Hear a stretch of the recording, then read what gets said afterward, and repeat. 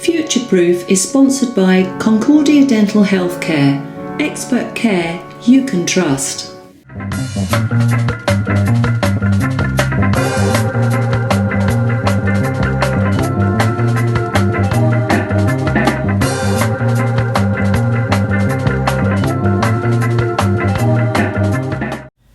Hello and welcome to Future-Proof, the business television programme that looks at the merits of emotional intelligence and also other little nuggets of gold that will help businesses, employees and indeed students future-proof. The future is uncertain in many areas of business but also in lives in general, and I'm hoping that the content of these programmes helps you and your workforce and your family and friends feel empowered as they look at the future moving forward. The uncertainty, of course, is still there, but what I hope is, as I cover elements of emotional intelligence and indeed hear from other people, that you can keep adding tools to your toolbox so that you feel more empowered and have a greater sense of certainty that whatever comes your way, you feel that you can navigate it and indeed win in some way or another, or at least get stability as you move forward.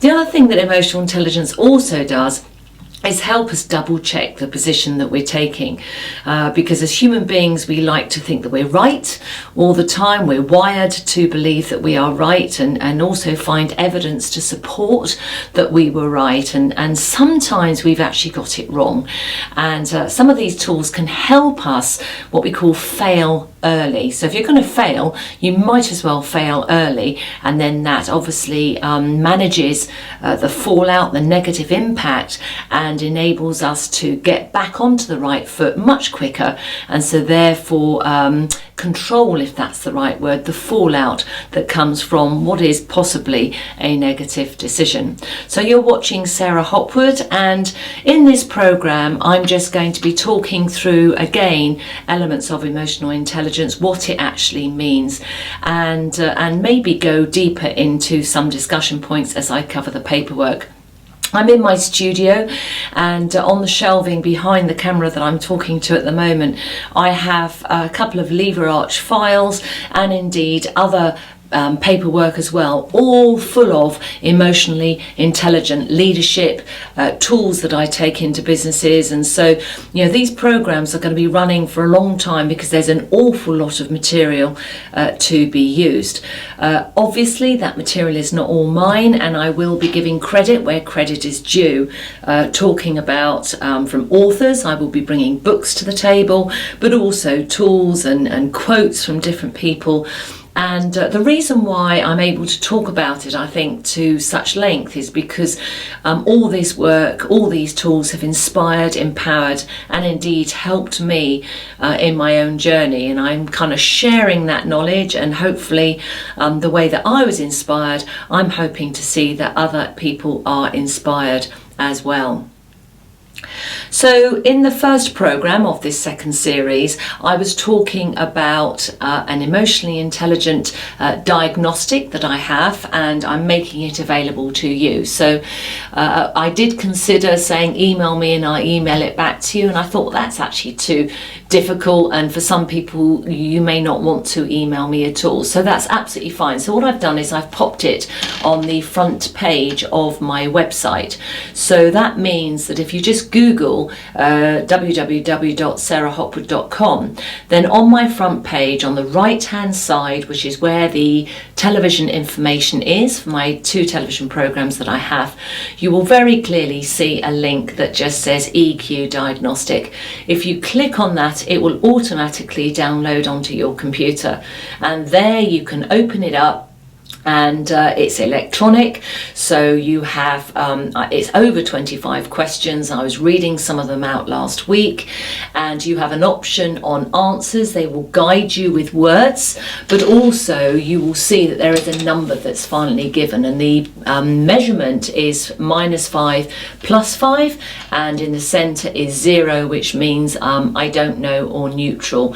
And it's a very, very effective way of measuring how things are. -5 +5 is much better than asking people, say, on a scale of 1 to 10, how do you feel today? You'll get a much more accurate answer if you ask -5 to +5. So that's there for your use. Do use it yourselves. I have recommended that you ask colleagues to perhaps complete that diagnostic on your behalf.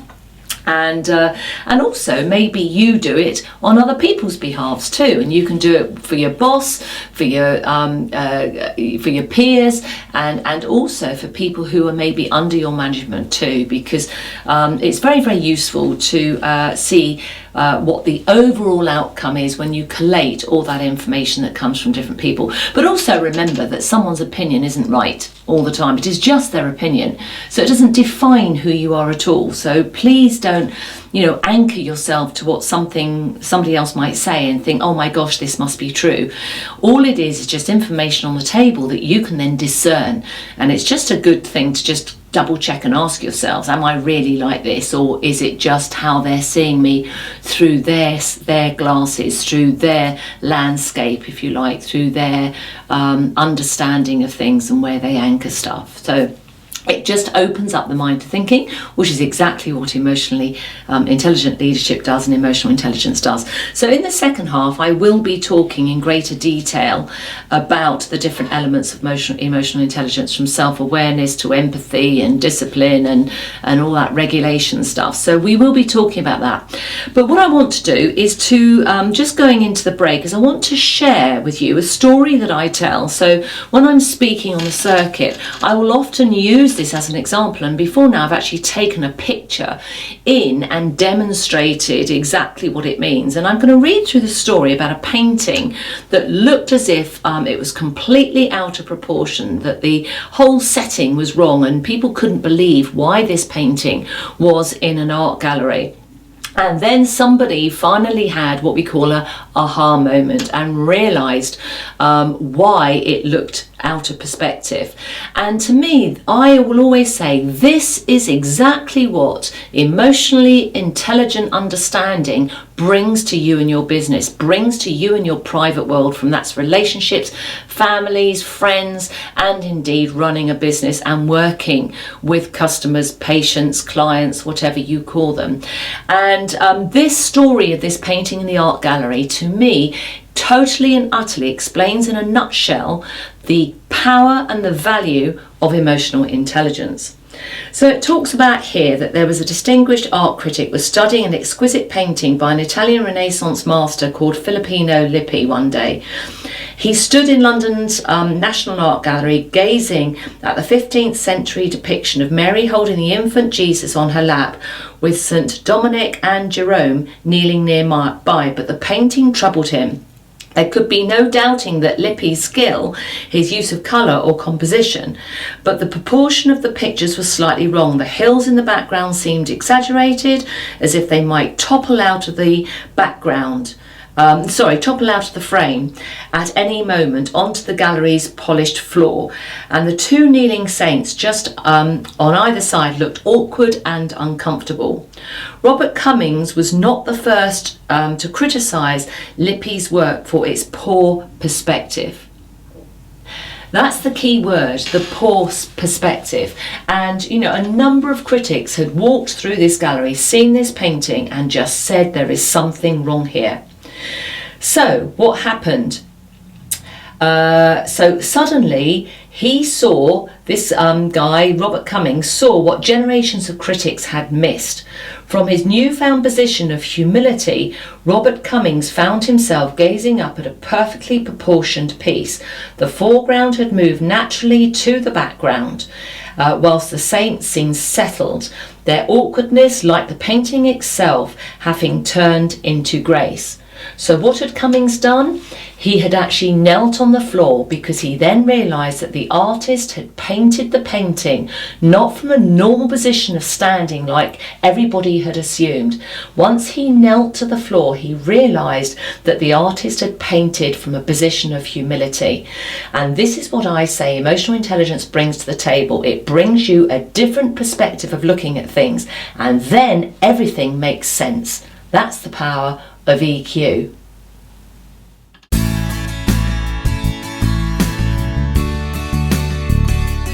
EQ, emotional quotient, is better known as emotional intelligence. It is a tangible tool that can sit alongside your services or your product, and it can be taught. Leaders with high EQ have less stress, they're more effective, and they earn more money. There's a great saying, just because we have pains, it does not give us permission to be a pain. I believe that teaching emotional intelligence has a direct impact on your sense of success and your net profits. EQ will empower you and your workforce to drive the change that you want. Change brings transition. EQ can help unpack what's holding you back and speed up that period of transition.